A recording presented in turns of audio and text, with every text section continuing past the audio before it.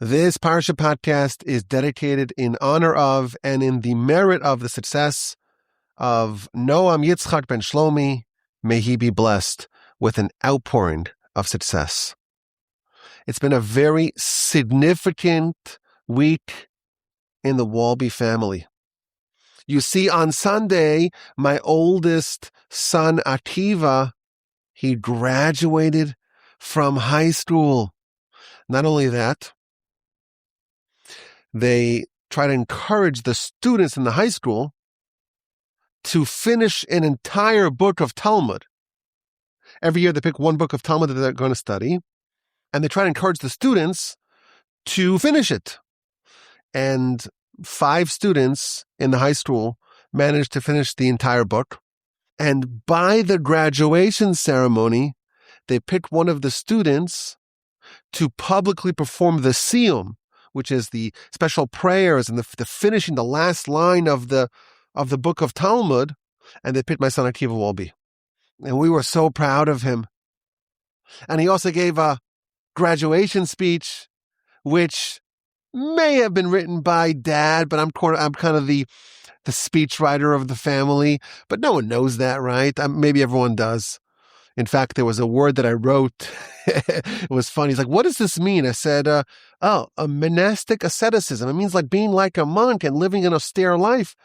And he's like, okay, I'm going to try to remember that. And then in the middle of the speech, he's like, what is that? How do you pronounce this? He kind of went with that. He's like, this word, I don't really know. He looked at me. As I looked behind me, I don't know, who is he looking at? Who is he looking at? But anyhow, it was a real wonderful celebration. But I have to warn you, Sunday night was the graduation. Monday morning, Akiva went to camp, and his flight was at 5:50 a.m. Sure, I'll take you to the airport. No problem. I woke up like at 3:30, and I took him to the airport, and I get back, and it's too early to be up. Not for you, maybe, but for me, it was like not quite 5. I'm like, it's a little too early. You went back to sleep, but then your brain is like you have two little snippets of sleep. So the whole day I have a headache. And then that was Monday. And today, Tuesday, guess what? My son Yoshua also went to camp, and he also flew on the 5:50 flight. So I also woke up today at 3:30. So my brain's a bit frazzled. So if it comes forth on the Parsha Podcast, you let me know. Send me an email, rabbiwolby@gmail.com. We have a double Parsha. This year, Chukas and Balak are connected. This week, we're going to resynchronize with our brethren in the Holy Land. We've been off schedule with our brethren in Israel since the festival of Shavuos. And last week they had Parshas Chukas, and this week they have Balak, and this week we have Chukas and Balak. We are finally resynchronizing. And each of these 2 installments is absolutely loaded. Chukas begins with the red heifer. This is the quintessential chock.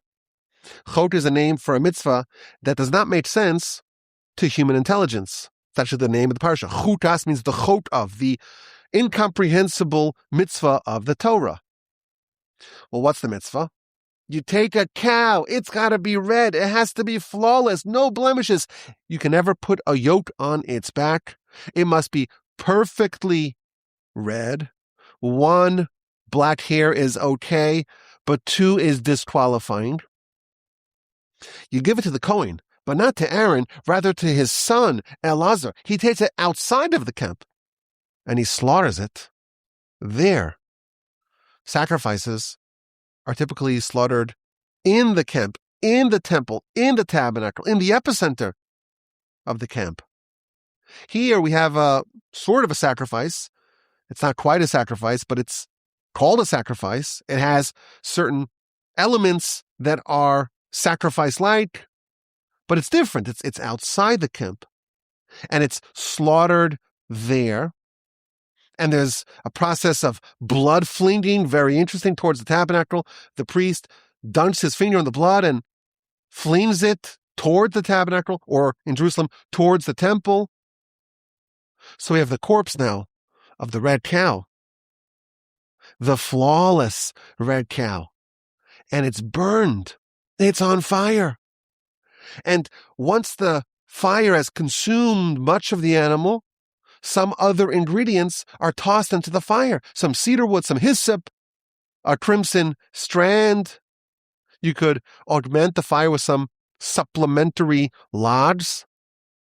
And at the end of this process, you have a massive heap of ashes. These ashes are very important. They're collected, they're stored, and they are sprinkled upon someone who became impure due to contact with a dead body. If someone gets into contact with a dead body, they are impure. They can't walk into the temple, the tabernacle. They cannot eat sacrificial foods. They are impure. And in fact, they convey impurity. And the only way the impurity can be remedied is via these ashes, the ashes of the red cow. You can sprinkle it on the third day, on the seventh day. This is the process by which they become pure. And if it doesn't make sense to you, congratulations. That's a chok. This is the quintessential prototypical chok, a mitzvah that we don't really understand. It's red, it's burned, it's outside the camp. We have to take the ashes and mix it with all these other items and so on. And there's all sorts of details that we skipped over. The most perplexing element is that this is a process of providing purity for the recipient, but whoever participates as a provider of this purification themselves become impure. So the same process, it provides purity for the recipient and it spawns impurity for the provider. Makes no sense. It's a chok.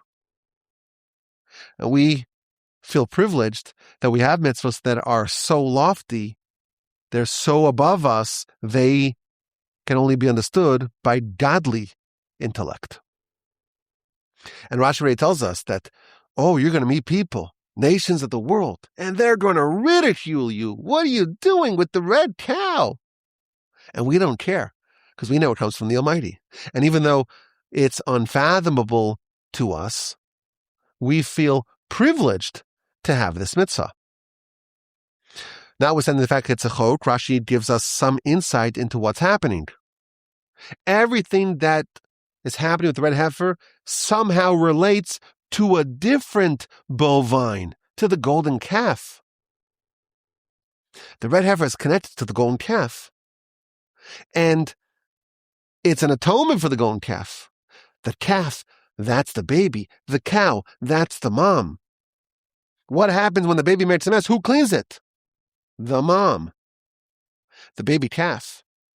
The golden calf made a big mess. And the mom, the red cow, comes and cleans up after her young. And it cannot have a yoke in it. Because you know what happened by the golden calf? The nation that had the yoke of heaven upon their shoulders, that had accepted the terms of Sinai. We will do, we will listen, we're committed to you, Almighty God. They took that yoke and removed it. So when we provide atonement for it, it's very important for us to remember what are we atoning for. The red cow must never have had a yoke. It must evoke the conditions of the golden calf. And it's done by the priest, but not by Aaron. Aaron, after all, participated in the golden calf. He cannot have a role in the rectification. The prosecutor cannot serve as the advocate. Just as the golden calf was burned, the red heifer is burned, and there are 3 ingredients tossed into the fire of the red cow, and that corresponds to the 3,000 who perished in the golden calf episode. So this is a bit of a way to demystify the subject, or at least to understand what's happening here. But it will be a chok. It will remain a chok. We are precluded from truly understanding this mitzvah. Even Solomon, the wisest of men. He sought to understand the secrets of the red heifer, and he was not able to plumb its depths. There was only one person who fully understood the full profundity of the red heifer, and that's Moshe. And my grandfather, Abbas Imam, used to say something very profound. The red heifer is the remedy to the impurity of death. And the reason why it's such an impenetrable subject to us is because we are mortal. We're alive now, thank you, Almighty God, but we are mortal. It's a fact. Thanks to Adam's sin, the day that you eat from the tree of knowledge, you will surely die. We are all victims of Adam's misstep. We're all going to go through a period of passing, and therefore we are all under the spell, if you will, of death. And therefore death and the opposite of death, they just do not mix. Anyone who is a mortal will never be able to fully understand something which is the opposite of mortality. Anyone who has any vestige, any remnant of the sin of Adam coursing within them, they cannot possibly understand something which is the exact opposite, something which is the prophylactic of death. There was one man who achieved such soaring spiritual heights that he was able to restore himself back to the pristine state of purity that existed within Adam before his sin, and to conquer, as it were, the necessity for death. That's Moshe, and therefore Moshe, and Moshe alone, the man who was not subject to the sin of Adam, who was not subject to the consequences of the sin of Adam, he alone can fathom the full depth of the red heifer. Following the red heifer, we have the death of Miriam. Miriam dies, and the water ceases. For 40 years, the nation has been drinking water from a special spring that was spewing from a rock. All the way back in Exodus chapter 17, right after the Exodus, the nation is in the wilderness and they're thirsty. And God shows Moshe a rock. Go hit it. He hits it. It emits water. And that water lasts for 40 years. And there's a stone and there's a spring inside of it. And the stone is rolling with the nation, following the nation, providing water for millions of people for nearly 4 decades. Miriam passes. When she passes, the water dries up. And only then does everyone realize that all that water was in her merit. And God tells Moshe, take your staff, speak to the stone, ask the stone to once again emit water. God told Moshe to speak to the stone.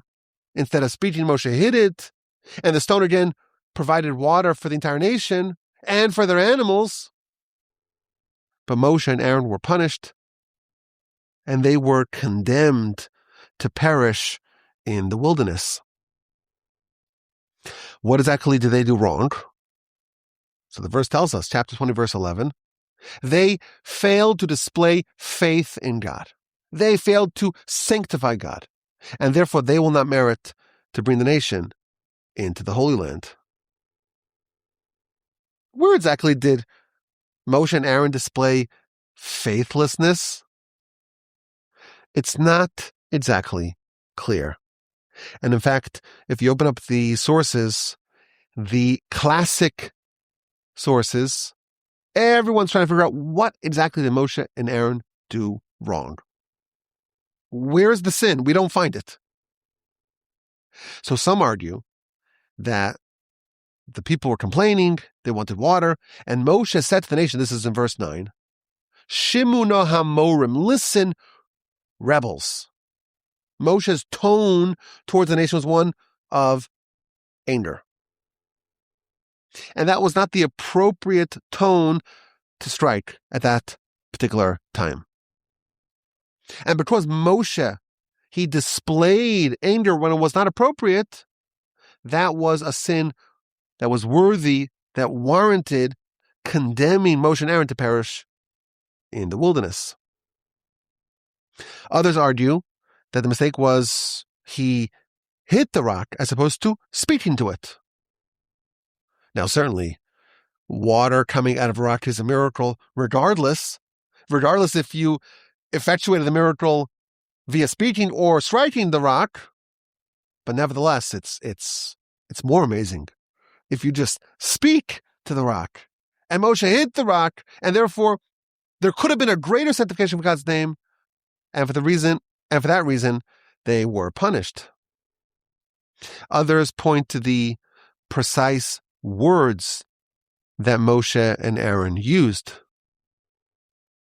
Moshe and Aaron in verse 9 say, "Listen, O rebels, will we extract water from this rock?"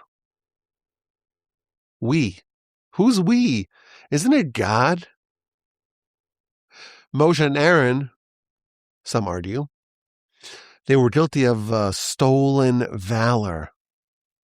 There's a miracle of God, and they're just the instruments, and the verbiage, the words that they used, it seemed to imply otherwise, and maybe that was their mistake. But there's no unanimity amongst the sources to identify exactly what Moshe and Aaron did wrong. And the reason why we're so in the dark is because whatever they did, it was such a subtle misstep that for us, we have a hard time discerning or perceiving them doing anything wrong. It was only a sin on their lofty level. Following this episode, the nations tried to make a move towards the Holy Land, and they tried to negotiate passage via the land of Edom. Edom, you recall, that's the nation of Esav. And Moshe sends messengers, let us pass through. And he tells them the whole story, the Jewish nation, we descended to Egypt, we left with miracles, and so on. Edom, you're our brother. You come from Esav, we're from Jacob, let us pass. We'll just pass. We're not going to bother you. And Edom responds as their founder Esav would have liked. You shall not pass. And the Israelites say, well, we'll go in a very thin band. We'll take a very narrow corridor. We'll improve your economy. We'll buy your water. We'll engage with people in a way that's beneficial to you. Just let us tread forth through your land.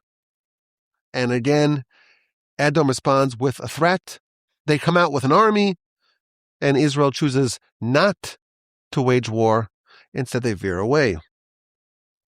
There will be a time for a reckoning with Esav, with Edom. Not now. Next, we read about the death of Aaron. The nation arrives at Mount Hor, and God tells Moshe, take Aaron's son Elazar, go on top of the mountain, divest Aaron of his special garments, garb Elazar with these same garments. They ascended as three. Only two descend. Aaron has passed, and Moshe and Elazar, now Aaron's successor, descend the mountain.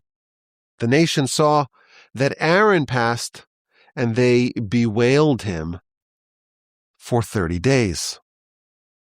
Now, just as when Miriam passed, the nation lost a great benefit that they had been enjoying in her merit, so too when Aaron passed, the nation lost a great benefit.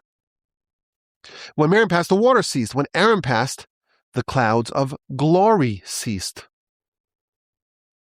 For nearly 40 years, the nation had been cocooned, enveloped in miraculous clouds of glory that had lots of awesome functions, but also rendered them invisible to their enemies. When Aaron passed, the clouds of glory went away. Now they're exposed. And immediately following Aaron's passing, they are attacked by the Canaanites who lived in the south. Now we know that the Canaanites actually did not live in the south. You recall when the spies started their report, they said Amalek lives in the south. The Amalekites, they lived in the south. So how's it possible that the Canaanites who lived in the south attacked? So Rashi tells us what happened. This was an attack of Amalek. They are the southern dwelling nation in the land, but they pretended to be Canaanites. They were speaking the language of Canaanites. They were trying to disguise their identity. Why? Very interesting. Amalek was trying to thwart the Israelite superpower. The Israelites have a direct line to God. They have prayer, and God answers their prayers. But if you pray and it's imprecise, it won't work. So this is the brilliant workaround of the Amalekites. Let's mislead the Israelites. They'll think we're Canaanites, and they'll pray to God imprecisely. Save us from this Canaanite nation. We'll masquerade as Canaanites, and they'll pray to be spared from the Canaanites, to win the war against the Canaanites. But because we're not actually Canaanites, we're Amalekites, their prayer will fall flat. That was their plan. But in chapter 21, verse 2, we see the actual text of the Israelites' prayer. They don't ask to win the war against the Canaanites, to be spared from the attacking Canaanites, but rather they pray to be spared from this nation. They circumvented this tactic by praying generically. It's not precise, it's just more broad. Save us from this nation. And that was a precise prayer. And therefore, the prayer landed and the nation won. Next, the nation is traveling around the land of Edom. And again, they're exasperated from their journey. And they complain again about the manna. And they are attacked, this time by venomous serpents. And Moshe is told to make the copper serpent, put it up on a pole. Anyone who is bitten by a snake will live if you look up to the pole. And the nation travels from one place to another. And we read a song detailing some of the miracles of the nation's time in the wilderness. And then we read about the nation's encounter with another kingdom. This is Sichon, king of the Amorites. They tried to go through the land of Edom. Now they're trying to go via a different land. And they make the request, let us travel through your land. We don't want your land. We don't want to start up with you. We want access to Canaan. And like Edom, Sichon, king of the Amorites, he does not allow the nation to pass through. He attacks them. And the nation struck them with a sword and took possession of their land. One enemy down. The nation settles the land of the Amorites. And there's now another kingdom. And they want some of that too. Og Melech HaBashan, Og king of Bashan. A second battle, again the nation strikes and conquer his land. And the final verse of Parsha's Chukas, with these twin empires vanquished, the nation settles in the plains of Moab, right across the Jordan River, opposite the city of Jericho. This is going to be the final stop before they actually cross the Jordan River. Parshas Balak, the second installment of our doubleheader, It's a very interesting and unique Parsha. The entire Parsha, with the exception of the last 9 verses, is told from the perspective of our enemies. We read about the scheme, the plot, the design of Balak, king of Moab, and of Bilam, sorcerer extraordinaire. And they're trying to curse the nation. The nation, the Israelites, are romping through, absolutely clearing away all these nations on the east side of the Jordan. So Edom, they don't attack. They go around Edom. He'll have his day, not quite yet. But they eviscerate Sichon and Og. The nation is a juggernaut. And Balak, who's the king of Moab, another nation, he is so fearful of the Israelites, he resorts to unconventional warfare to try to stop them. And he tries to hire the famed sorcerer Bilam to curse the nation. And we read a detailed account, first of the courtship of Bilam. Moab is frightened, and they reach out to the elders of Midian, and they send messengers to Bilam, and they invite him to curse the Israelites. But he says, no, I have to consult with God first. He's a sorcerer, but he's also a prophet of sorts. And God says, no, you can't go curse the Israelites. They're blessed. So he tells the messengers, go back to your king and tell him, I cannot go with you. And Rashi observes that he tells him, I cannot go with you. This is not a prominent enough delegation. So they come back to Balak, and he sends a second delegation with more ministers and more distinguished ministers. And they try to tempt Bilam to undertake the mission. You will be richly rewarded. I can't do it unless God allows me. So let me speak to God tonight.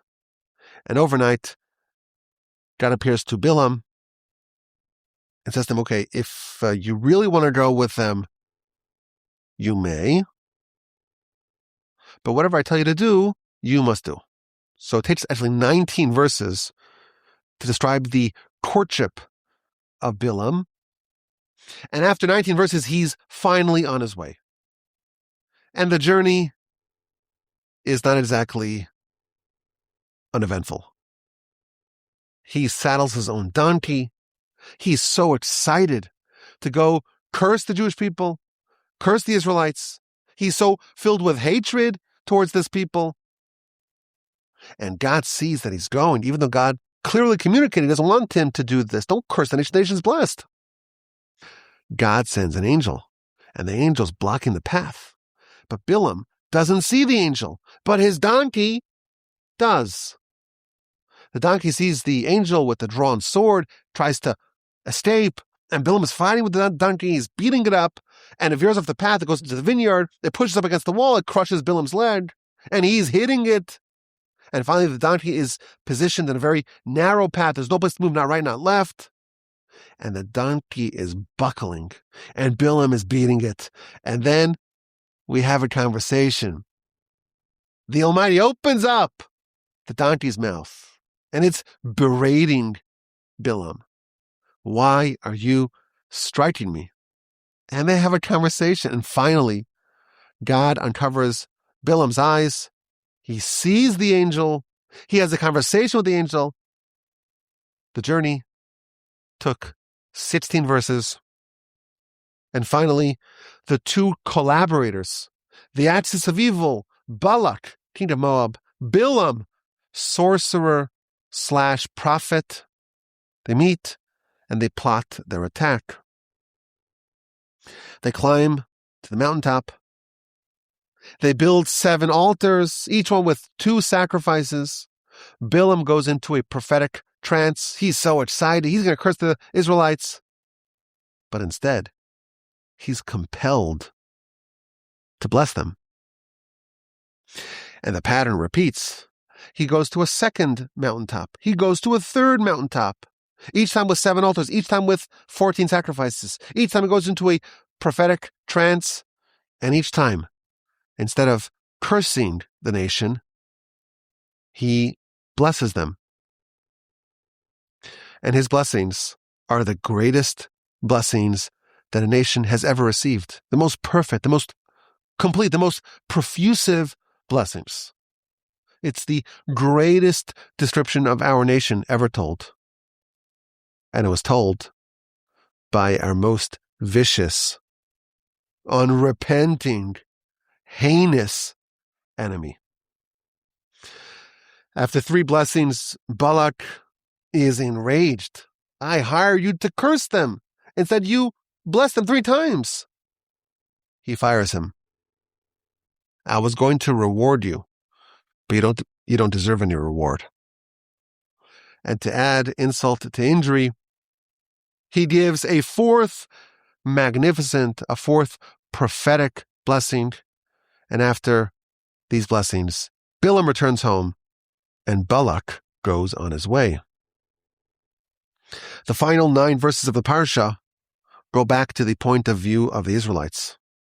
The Israelites had no idea what was happening on the mountaintop. Only the Torah, only Moshe prophetically revealed this whole story to the nation. But the Parsha ends with a tragic and very unfortunate episode. Right before Bilam departed, he gave Balak some very destructive advice.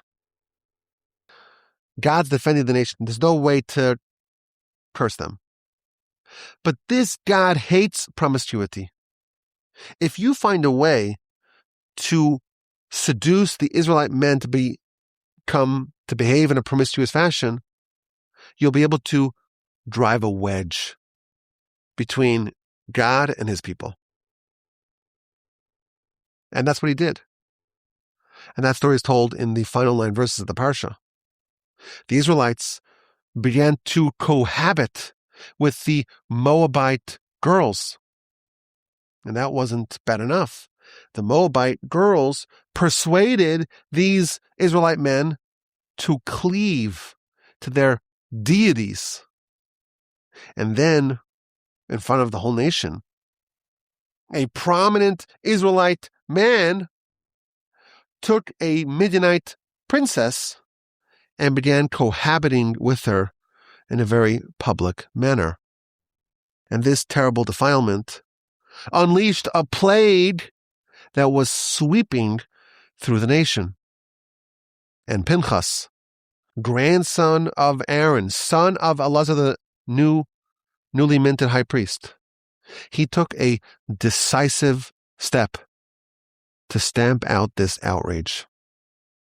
He came to this tent and he skewered this Israelite man, this Midianite princess, and thereby ended this fast-moving plague. And the final verse of the Parsha tells us that the plague that was brought about by this terrible incident claimed the lives of 24,000. A lot to talk about in this double Parsha, but let's go a bit backstage. Try to find an idea that is found throughout the Parsha, something that we can ruminate upon and hopefully learn something very profound that maybe, just maybe, can change our perspective in a positive manner. A great hero passed away. Miriam. She passed. And when she passed, the wellspring that came in her merit dried up. And God tells Moshe, we need water. Go take your staff and go speak to the rock. It will give water once again. But instead of speaking to the rock, he hits it, and this is the event that causes Moshe and Aaron to not enter the Holy Land. There's another place in the Torah where someone wanted water, but had to do something to a rock to get it. Way back in Genesis, Jacob, he's fleeing from his brother Esav, And he goes to the land of Laban. And he gets there and he goes to the well. There's a well in the field, but the water is capped by a large stone. And then Rachel arrives. She's a shepherdess. He sees Rachel and he single-handedly removes the stone from upon the water. Stones and water. But if you examine these two stories, in our Parsha, you want water and all you have is a stone, you strike the water, or maybe you should have spoken to it, but you strike it and the water comes forth. Jacob, he also wanted water. And he also had a stone. Jacob removed the stone, and he discovered the water that was beyond the stone. We find in our literature, the Midrash tells us that the evil inclination, the Yetzer Hara, is comparable to a stone. Yetzer Hara karui Evan. It's called a stone. The Talmud tells us that water is symbolic of Torah. It seems to me, I want to suggest an idea that will develop. Please, Dad. There is no way to acquire water without some sort of encounter with a stone, with the evil inclination. But there are two ways to do it. We have the example of Jacob and Moshe. Jacob, he wants the water, but he has to remove the stone. And by doing that, he unearths the water that's beyond the stone.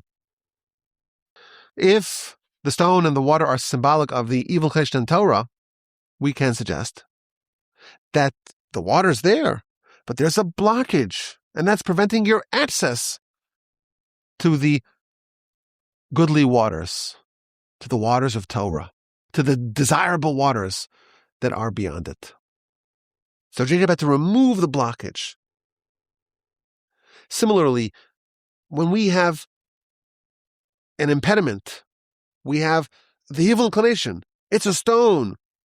There's a way to remove it, and thereby exposing the enriching waters of Torah. That's not what Moshe did. Moshe also got water, and also did something to the rock, to the stone, to uncover that water. But Moshe didn't remove the stone in order to access the water. Moshe did something else. Moshe found a way that from the stone itself comes the water.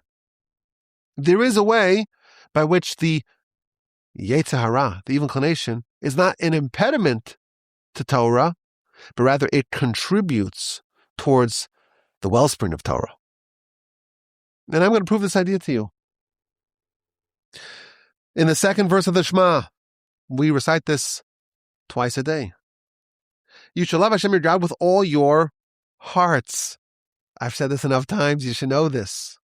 B'chol levavcha means with all your hearts, but every translation says with all your heart. That's not what it means. It means with all your hearts. Now, you only have one heart. So what does it mean? So Rashi tells us, Bishnei Yitzarecha, with both of your inclinations.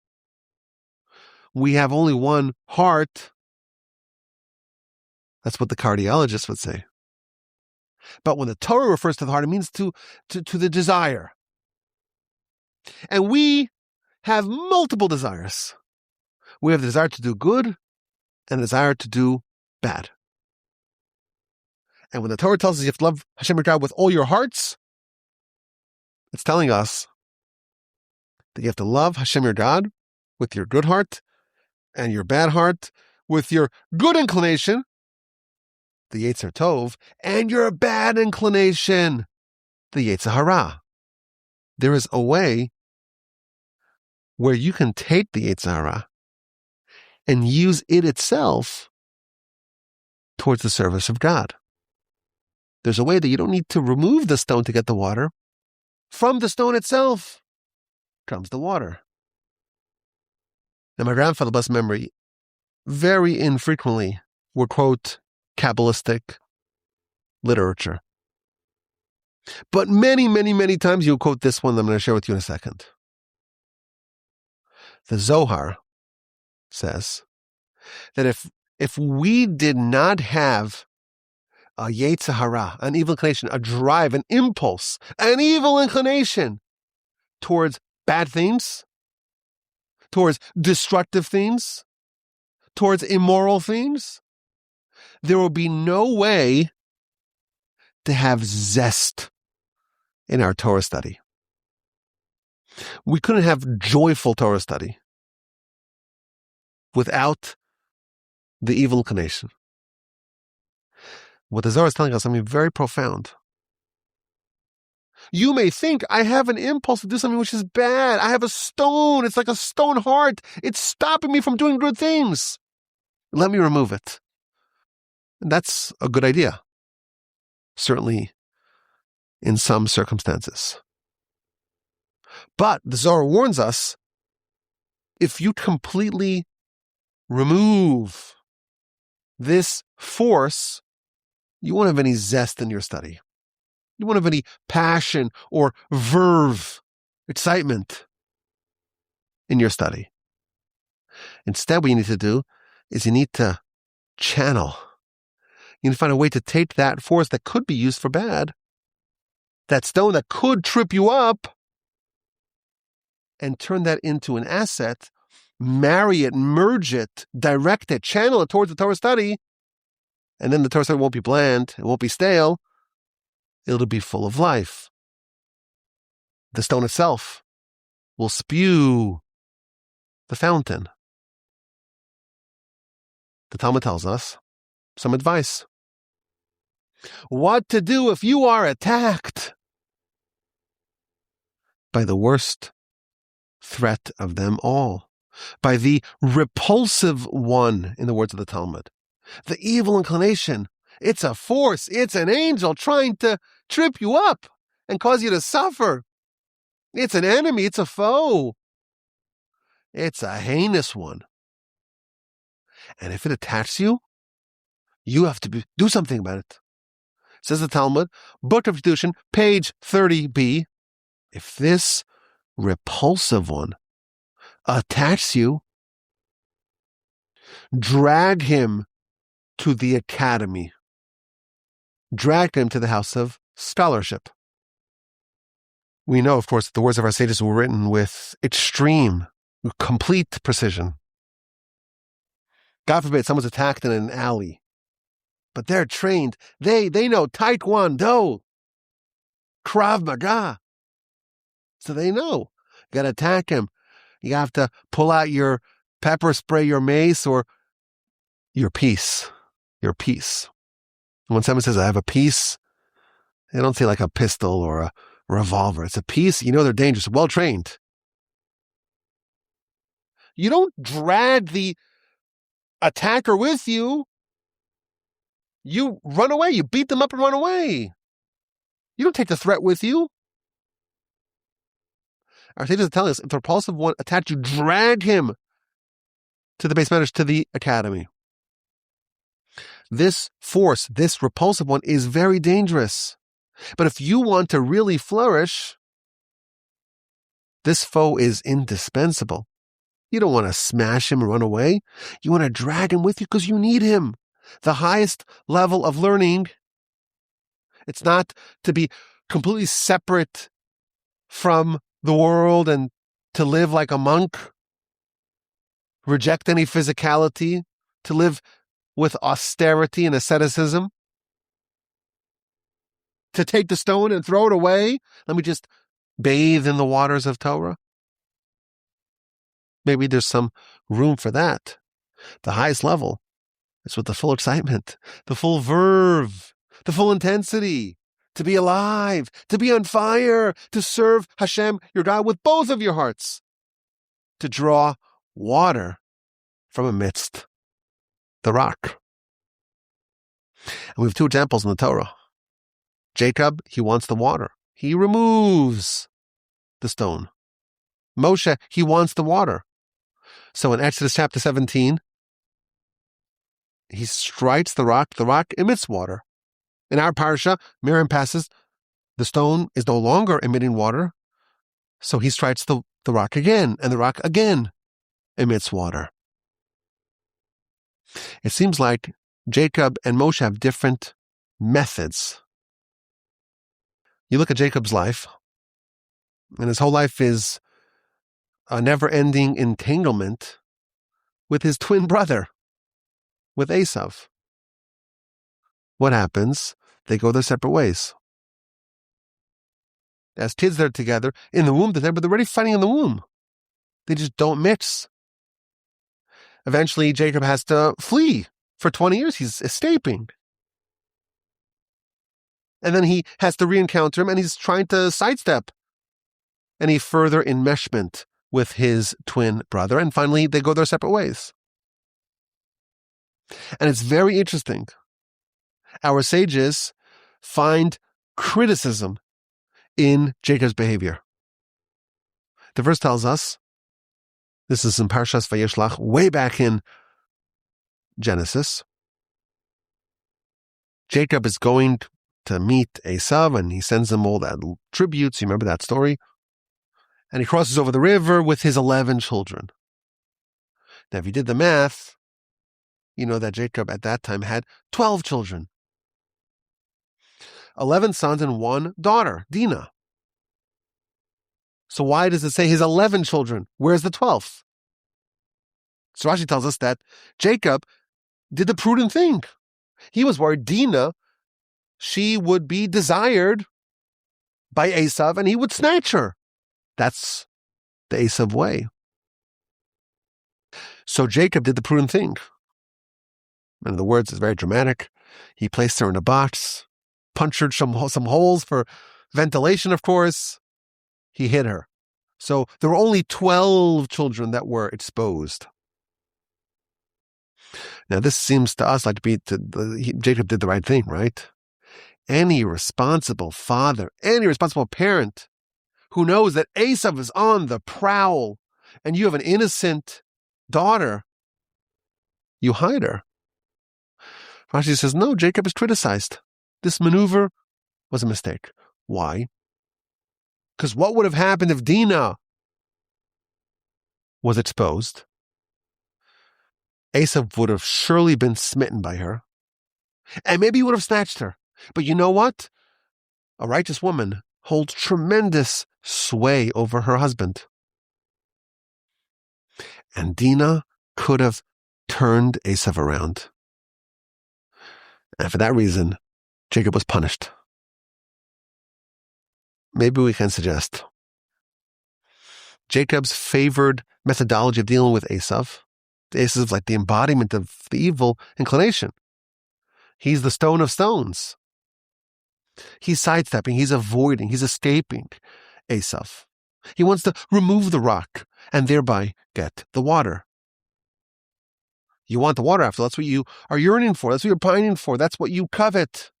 So remove the rock, put it aside, get rid of it, and get the water. But there's an even higher level. Find a way to take the rock, the thing that was blocking your access to the water, the Flintystone. Find a way to turn that into a wellspring. And that's the criticism that our sages are levying upon Jacob. Esav is a rock. He's a stumbling block. He's an obstacle. He's an impediment. You have to be aware of that. But maybe you could have done it differently. Maybe you could have transformed Esav, the stone, into a wellspring. You didn't try that. And for that, you're criticized. Moshe also had to contend with a foe.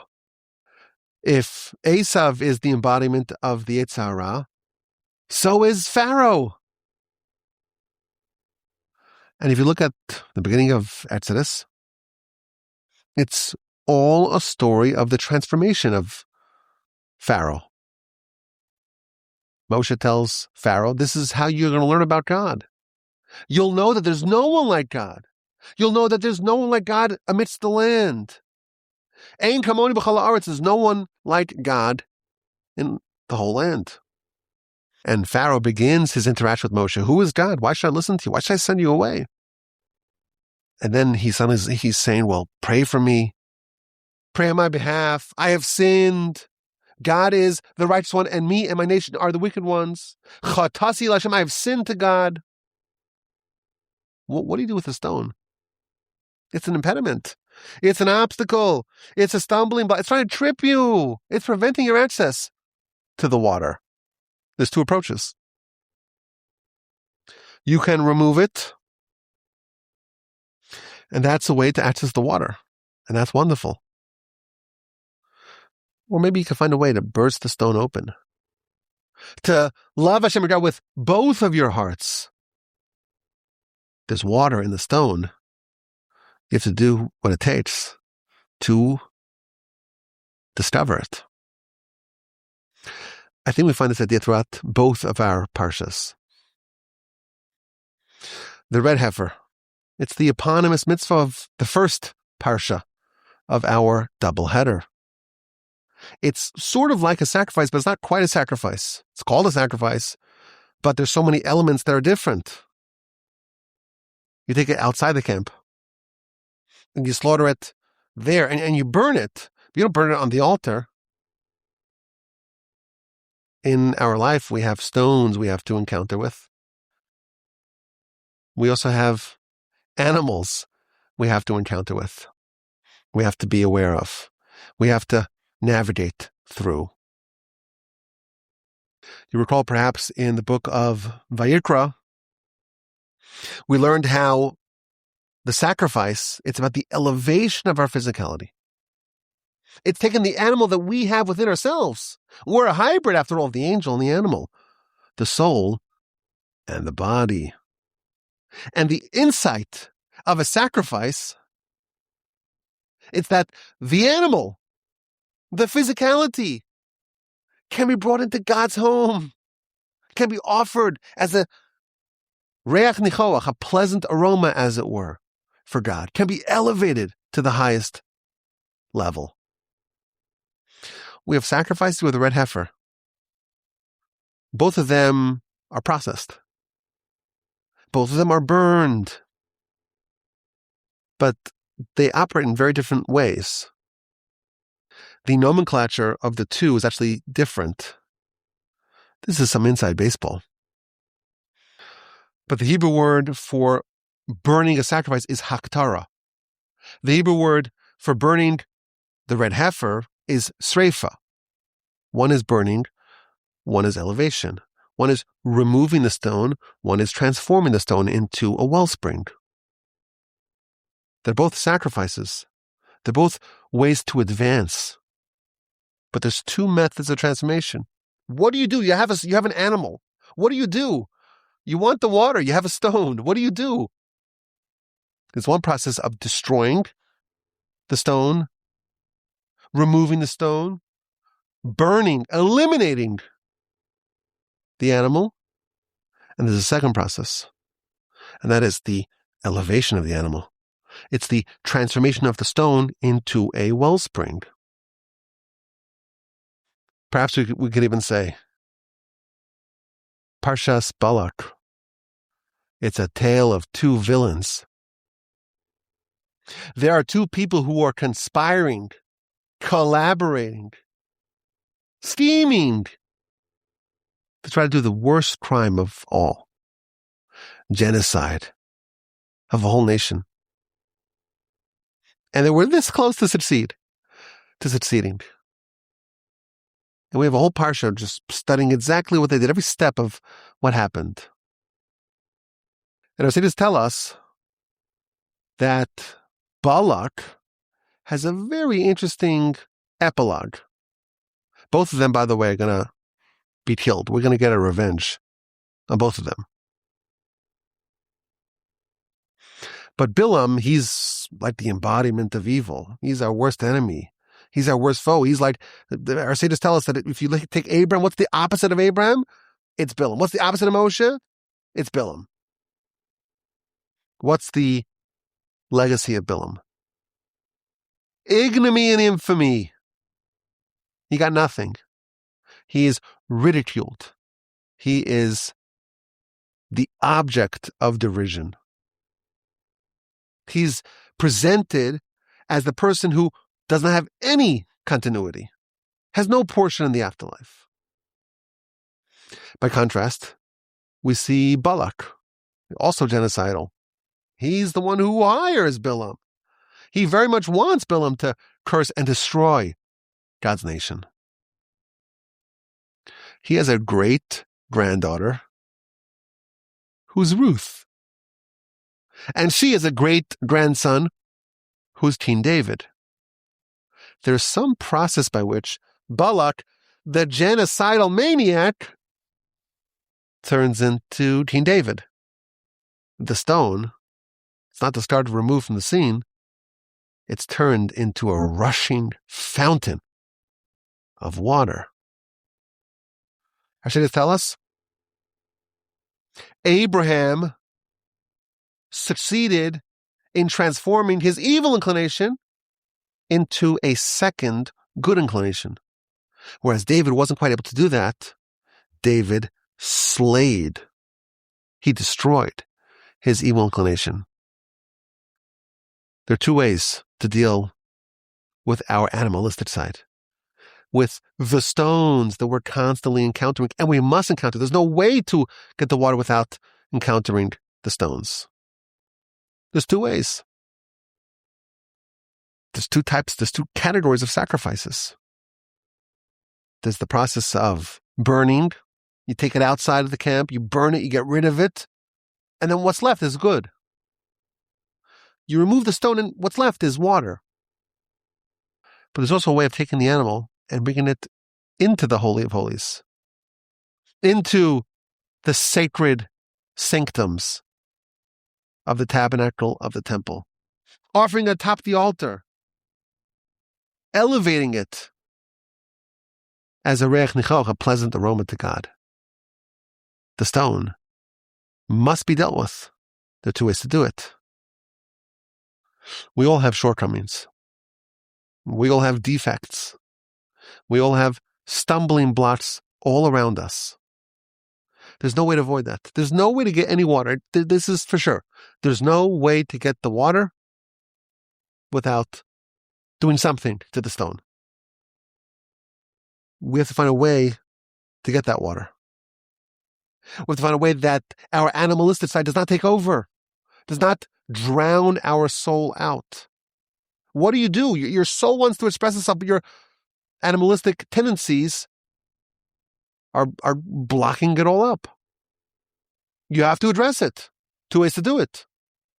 Remove it, burn it, discard it, outside the camp. Elevate it, transform it. Find a way that the body and soul can work together. You can love Hashem your God with both of your hearts. There's one way of removing our bad habits, discarding them, removing our bad conditions, removing our bad influences. And that's a very important part of our tool belt. But there's a higher way. There's a way to transform a flinty stone into a fountain, into a wellspring of water. I appreciate your listenership to this edition of the Parsha Podcast. We only have 2 more installments to the book of Bamidbar. Wow, what an accomplishment. We have Pinchas and the Matos Maseh, and then we're in the stretch run, book of Devarim. I want to congratulate all of y'all for doing so much studying. What an amazing year. It's year 10 of the Parsha Podcast. I'm sitting in the Torch Center in Houston, Texas. I want to wish you to have a great day. Good day. Feel good. Be healthy. Be happy. Smile. You should be like buzzing. I'm like buzzing. So at the end of the podcast, I'm like buzzing. I feel like if you were to touch me, you get a little zap. That's why I sit myself in the studio. Sometimes I'm in Costco and I'm touching the cart and I'm feeling all these zaps. And everyone, I'm like just jumping from it. I don't know if it's happened to anyone else. I don't know. we get to study the Almighty's Torah here. Isn't that awesome? So have a good day and a wonderful rest of your week. And of course, how fortunate are we? We have the holy Shabbos, the amazing Shabbos. It should be wonderful, full of blessing and joy and goodness and delight for you and your family. And please God, we'll have another opportunity to have another edition of the Parsha Podcast next week. And as always, my email address is rabbiwolbe@gmail.com. I cherish and I yearn and I hope for your email. Send it to me, rabbiwolbe@gmail.com.